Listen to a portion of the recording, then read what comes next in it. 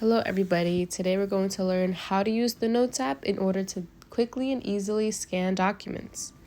So on your iPhone, you're going to want to open up the Notes app and create a new note. And as you can see, there's the camera icon above the keyboard and there's one at the bottom of the page.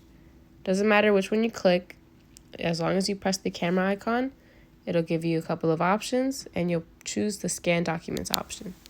After that, you just line up your document and your phone will automatically scan it. A good way to do this is to have a solid background, depending on the color of your paper. And you could also take a scan manually by pressing the white button, and you can line up the pages.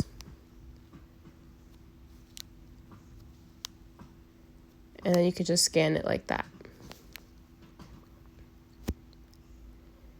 After that, once you're done, you can save it and you can name the documents whatever you want.